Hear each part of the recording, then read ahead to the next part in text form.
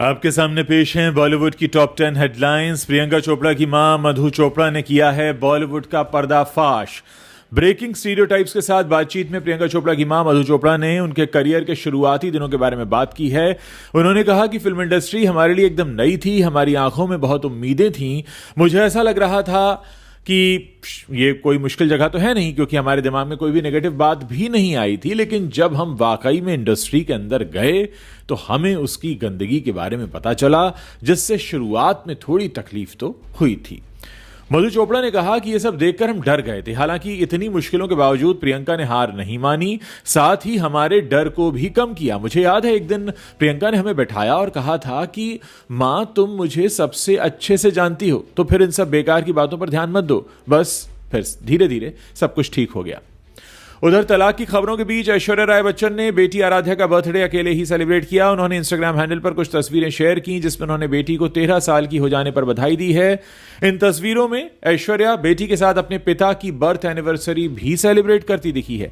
हालांकि इन तस्वीरों में बच्चन परिवार का कोई सदस्य नजर नहीं आया। यहां तक कि आराध्या के पिता अभिषेक बच्चन भी नहीं दिखे। इससे तलाक की खबरों ने और तूल पकड़ लिया है। आराध्या बीते 16 नवंबर को ही 13 साल की हो गई थी, लेकिन ऐश्वर्या ने 21 नवंबर को यानी पिता की बर्थ एनिवर्सरी के दिन बेटी के लिए बर्थडे पोस्ट किया। आपको याद दिला दें कि 1 नवंबर को ऐश्वर्या राय ने अपना 51वां 51st बर्थडे सेलिब्रेट किया था। इस मौके पर न तो अभिषेक बच्चन ने उन्हें सोशल मीडिया पर कोई बधाई दी और ना ही बच्चन परिवार के किसी दूसरे सदस्य ने। हालांकि 11 अक्टूबर को अमिताभ बच्चन के 82nd बर्थडे पर ऐश्वर्या ने उनके लिए सोशल मीडिया पर एक खूबसूरत पोस्ट किया था और उन्हें बधाई भी दी थी। हॉलीवुड की popular animated film Mufasa the Lion King का ट्रेलर रिलीज हो चुका है। इस एनिमेटेड फिल्म के हिंदी वर्जन में शाहरुख खान के साथ उनके दोनों बेटों अबराम खान और आर्यन खान ने भी आवाज दी है। यह फिल्म 20 दिसंबर 2024 को अंग्रेजी, हिंदी, तमिल और तेलुगु भाषा में रिलीज होगी। आइए आपको बताते हैं क्या है फिल्म की कहानी। मुफासा द लायन किंग में रफीकी को प्राइड लैंड्स के राजा की कहानी बताने के लिए जोड़ा गया है। इसमें एक अनाथ शावक मुफासा और एक दयालु शेर ताका की कहानी है, जो शाही परिवार का उत्तराधिकारी होता है। दोनों मिलकर अपनी यात्रा पर निकलते हैं, जहां वे वो कुछ खास दोस्तों के साथ नई चुनौतियों का सामना करते हैं।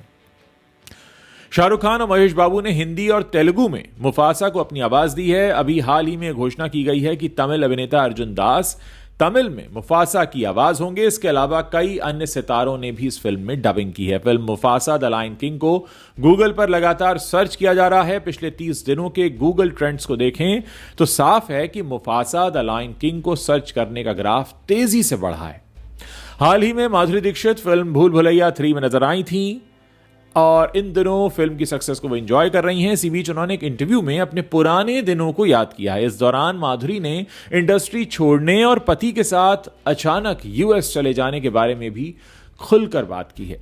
माधुरी ने गलाटा इंडिया से बातचीत में कहा कि मैं डॉक्टर श्रीराम नेने से शादी करने और विदेश जाने के फैसले से बहुत खुश थी। मैं जो करती हूं उसमें मुझे हमेशा खुशी मिलती है। मुझे अपने किसी भी फैसले पर कभी कोई अफसोस नहीं होता।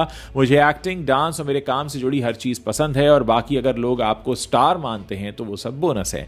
मैंने ऐसा कभी नहीं सोचा कि हे भगवान, मैं लोगों की नजरों से दूर जा रही हूं, मैं अपने करियर के पीक पर शादी कर रही हूं। ये सब ख्याल मेरे जहन में नहीं थे। माधुरी ने अपनी शादी को लेकर भी बताया। उन्होंने कहा कि मुझे लगा कि मैं जिस व्यक्ति से मिली हूं वो ही मेरे लिए सही है। ये वो आदमी है जिससे मैं शादी करना चाहती हूं और मैं इस लड़के से शादी करने जा रही हूं, क्योंकि हर कोई अपने लिए सपने देखता है। मैंने भी एक घर, एक पति, एक परिवार और बच्चों के सपने देखे थे। मुझे बच्चे पसंद हैं, इसीलिए बच्चे पैदा करना उस सपने का एक बहुत बड़ा हिस्सा था। इसी इंटरव्यू के दौरान जब माधुरी से पूछा गया कि क्या वो बॉलीवुड में बिताई अपनी जिंदगी को मिस करती थी, तो माधुरी ने कहा कि जब लोग कहते हैं कि ओह आप इंडस्ट्री से दूर थी तो क्या आपने ये सब मिस नहीं किया, तो मैं कहती हूं नहीं, मैं मिस नहीं करती थी, क्योंकि उस वक्त में मैं अपना सपना जी रही थी। माधुरी दीक्षित ने डॉक्टर श्रीराम नेने से साल 1999 में शादी की थी। साल 2003 में दोनों पहली बार पेरेंट्स बने और दूसरे बेटे को माधुरी ने साल 2005 में जन्म दिया। वहीं 2007 में माधुरी ने फिल्म आजा नस्ले से बॉलीवुड में अपनी वापसी की।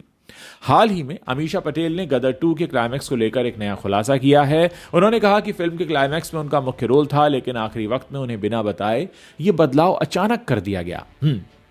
असल में एक फैन ने सोशल मीडिया प्लेटफॉर्म एक्स पर यूट्यूब का एक लिंक शेयर किया और लिखा, क्या यह सच है कि गदर 2 में सकीना का किरदार विलेन को मारने वाला था? इस पर अमीषा ने अपना तुरंत रिएक्शन दिया और कहा कि हां, निर्देशक अनिल जी ने मुझसे कहा था कि क्लाइमैक्स में सकीना विलेन को मारेगी, लेकिन क्लाइमैक्स मेरी जानकारी के बिना ही अचानक बदल दिया गया। अमीषा ने आगे कहा कि हालांकि अब जो हुआ सो हुआ, अनिल जी मेरे परिवार जैसे हैं और मुझे यकीन है कि उन्हें भी इसका अफसोस होगा। गदर 2 ने तो पहले ही इतिहास रच दिया है, अब आगे बढ़ने का वक्त है।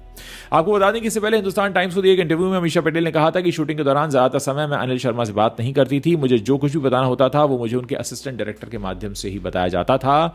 हमारे बीच क्रिएटिव डिफरेंसेस होते थे और ये सिलसिला चलता रहा।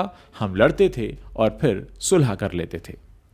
उधर ए.आर. रहमान के तलाक की घोषणा के कुछ ही घंटे बाद उनके ग्रुप की बेस गिटारिस्ट मोहिनी डे ने भी अपने पति से अलग होने का ऐलान किया है।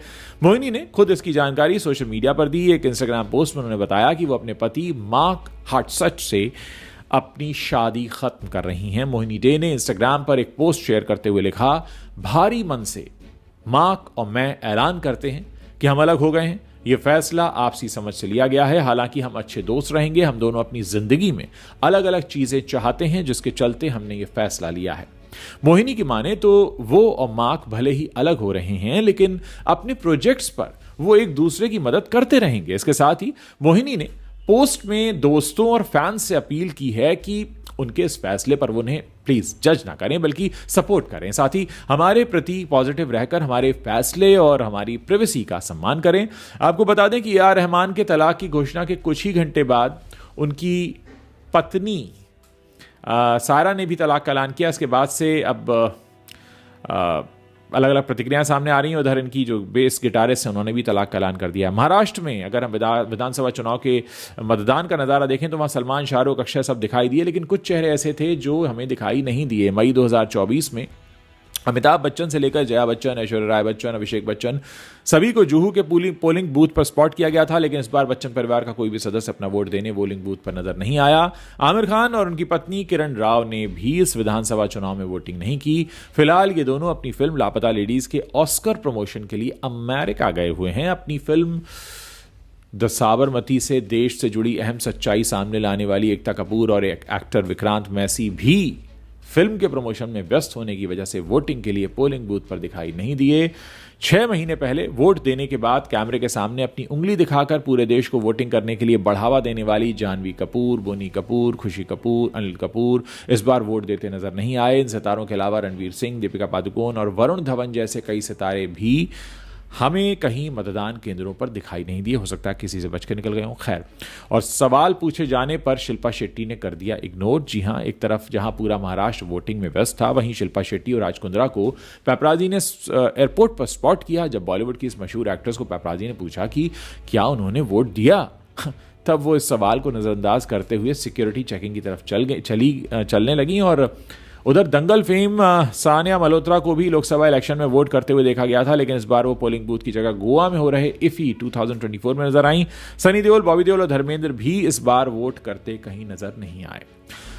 इस वक्त सिर्फ एक ही नाम की गूंज हर तरफ है और वो है पुष्पा राज। और हो भी क्यों ना, अल्लू अर्जुन को लेकर भौकाल एकदम टाइट है। पहले ही कई बड़े रिकॉर्ड चकनाचूर हो चुके हैं। बीते दिनों ट्रेलर आया तो पुष्पा 2 के नाम का तूफान आ गया। इस माहौल को देखते हुए लोगों का कहना है कि यह पिक्चर 1000 करोड़ रुपए तो आराम से कमा लेगी। वहीं नॉर्थ इंडिया से भी 500 से 700 करोड़ रुपए की कमाई की उम्मीद लगाई जा रही है। पुष्पा 2 के टीजर और ट्रेलर को जबरदस्त रिस्पांस मिला है। अब फिल्म की बारी है, लेकिन हर किसी के दिमाग में इस वक्त एक ही सवाल है कि क्या अल्लू अर्जुन, प्रभास, राजमौली के वो रिकॉर्ड तोड़ पाएंगे जिन्हें सालों से कोई छू तक नहीं पाया है। अब इसको लेकर कुछ कहा तो नहीं जा सकता, लेकिन जो इंडस्ट्री में हवा चल रही है वो ये बताती है कि 1000 करोड़ हो सकता है कि पुष्पा 2 टच कर ले। तो पुष्पा 2 को लेकर पहले ही कुछ प्रेडिक्शंस हो रहे हैं कि फिल्म ओपनिंग डे पे 250 करोड़ रुपए से ज़्यादा का बिजनेस कर सकती है।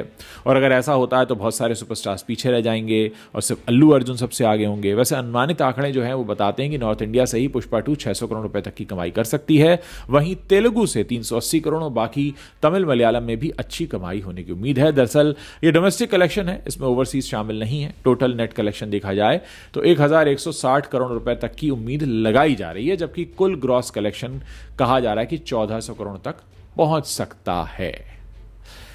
नेटफ्लिक्स पर documentary Nayanthara Beyond the Fairy Tale की रिलीज में देरी का जिम्मेदार नयनतारा ने धनुष को बताया। फिर इनके गंभीर आरोप के कारण धनुष को काफी ट्रोल किया गया, क्योंकि नयनतारा के फैंस ट्रोल कर रहे हैं धनुष को। हालांकि धनुष ने अपने अभी तक उनके ओपन लेटर का कोई सीधे तौर पर जवाब दिया नहीं है जो नयनतारा ने पोस्ट किया था, लेकिन उन्होंने एक और पोस्ट की है धनुष ने, वो अब वायरल हो रही है। दरअसल धनुष ने अपनी अगली फिल्म निलावुकु एनमेल एन्नाडी कोबम के एक पोस्टर से पर्दा उठाया है। अभिनेता धनुष जो हैं वो इस फिल्म के निर्देशन की कमान संभाल रहे हैं। पोस्ट में उन्होंने ये भी ऐलान किया है कि फिल्म का दूसरा गाना कदल फेल 25 नवंबर 2024 को रिलीज हो जाएगा। और उन्होंने लिखा, नीक का दूसरा सिंगल कदल फेल एक जेन जी सूप सॉन्ग होगा। धनुष द्वारा लिखित और निर्देशित इस फिल्म को एक रोमांटिक कॉमेडी बताया जा रहा है। इसमें मैथ्यू थॉमस है, प्रिया प्रकाश वॉरियर हैं, अनिका सुरेंद्रन है, राबिया खातून है और पाविश इसमें मुख्य भूमिकाओं में है। उधर खबर आ रही है कि वॉर 2 की शूटिंग तेजी से चल रही है और अब एक बार फिर जूनियर एनटीआर फिल्म के क्लाइमैक्स सीन्स की शूटिंग करने के लिए इन दिनों मुंबई में है। और हरियाणा में फिल्म द साबरमती रिपोर्ट को टैक्स फ्री कर दिया गया है। मुख्यमंत्री नायब सैनी ने कल देर रात चंडीगढ़ में फिल्म देखने के बाद इसकी घोषणा की। उन्होंने कहा कि यह फिल्म 27 फरवरी 2002 को गोधरा में हुए साबरमती ट्रेन हादसे पर आधारित है और हम इसे टैक्स फ्री करने का ऐलान करते हैं। दोस्तों, अगर वीडियो पसंद आया हो तो इसे शेयर करना मत भूलिएगा, और अगर आपने अभी तक हमारे चैनल को सब्सक्राइब नहीं किया तो आप अभी इसी वक्त कर सकते हैं, ताकि जब भी हम कोई नया वीडियो पोस्ट करें आप तक उसकी सूचना तुरंत पहुंच सके। बहुत बहुत शुक्रिया इसे देखने के लिए, और प्लीज़ अपने कॉमेंट्स जरूर छोड़ के जाइएगा।